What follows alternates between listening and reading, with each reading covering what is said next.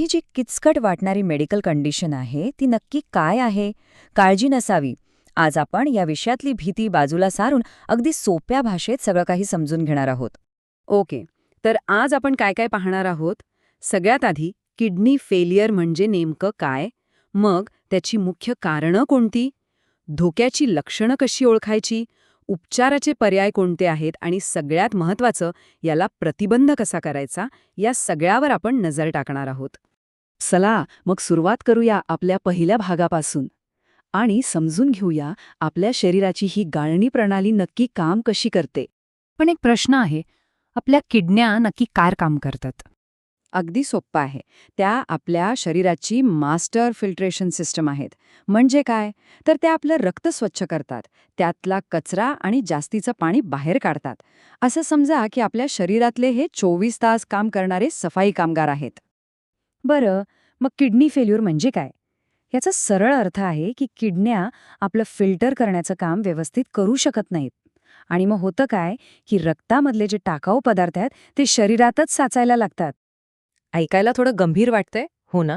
पण असं होतं तरी का? चला, आता आपण किडनीच्या नुकसानीमागे नक्की काय कारणं आहेत ते पाहूया. तसं पाहिलं तर याची बरीच कारणं असू शकतात, पण 2 अशा कॉमन हेल्थ प्रॉब्लेम्स आहेत जे बहुतेक केसेसमध्ये मुख्य विलन ठरतात. यातले पहिले आहे डायबिटीज म्हणजेच मधुमेह आणि दुसरे म्हणजे हाय ब्लड प्रेशर म्हणजेच उच्च रक्तदाब.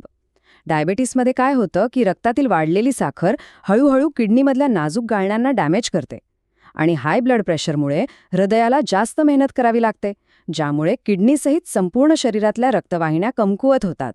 ओके, तर कारणं आपल्या लक्षात आली. पण आपलं शरीर आपल्याला काही संकेत देतं का? काही वॉर्निंग सायन्स? हो, नक्कीच देतं. चला, आता आपण हेच पाहूया की शरीर धोक्याचे इशारे कसे देतं.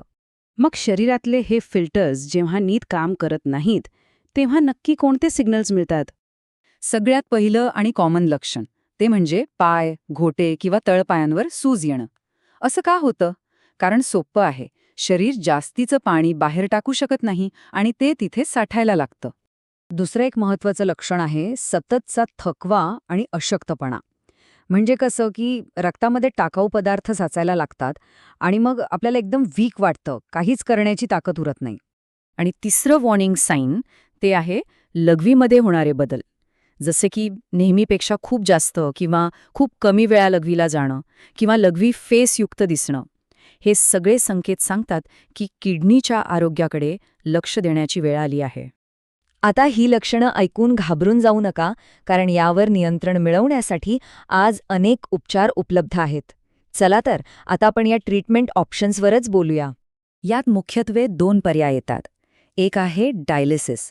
ही रक्त शुद्ध करण्याची एक कृत्रिम प्रक्रिया आहे. आणि दुसरा पर्याय म्हणजे किडनी ट्रान्सप्लांट, म्हणजेच किडनी प्रत्यारोपण. यात शस्त्रक्रिया करून एका निरोगी व्यक्तीची किडनी रुग्णाच्या शरीरात बसवली जाते.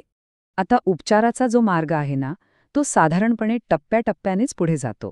सगळ्यात आधी लवकर निदान आणि मॉनिटरिंग. मग जीवनशैली, आहार आणि औषधांमध्ये बदल केले जातात. त्यानंतर पुढच्या टप्प्यांचा प्लॅनिंग आणि मग गरज पडल्यास डायलिसिस किंवा ट्रान्सप्लांटचा विचार केला जातो. तर हे झालं उपचारांबद्दल. पण एक म्हण आहे ना, prevention is better than cure.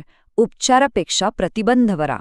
चला तर मग आपल्या शेवटच्या पण सगळ्यात महत्त्वाच्या भागाकडे वळूया आणि पाहूया की किडनीच्या आरोग्यासाठी आपण स्वतःहून काय पावलं उचलू शकतो. आपल्या किडनीचं आरोग्य चांगलं ठेवण्यासाठी काही सोप्या गोष्टी करता येतात. आपलं ब्लड प्रेशर आणि ब्लड शुगर कंट्रोलमध्ये ठेवा. जेवणात मीठ कमी वापरा. उगाचच पेनकिलर्स, विशेषतः NSAIDs म्हणजे non steroidal anti inflammatory drugs यांचा अतिवापर टाळा. आपलं वजन निरोगी ठेवा. स्मोकिंग करू नका.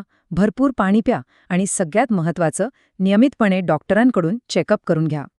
एक गोष्ट लक्षात ठेवा, वेळेवर निदान आणि योग्य उपचारांनी या गंभीर समस्येवर नियंत्रण मिळवता येतं. याचाच अर्थ आपली जागरूकता आणि वेळेवर उचललेली पावलं किती महत्त्वाची आहेत हे यावरून कळतं. तर हे सगळं ऐकल्यावर एक प्रश्न विचारावासा वाटतो. आपल्या आरोग्याची एक तपासणी करण्याची वेळ आलीये का?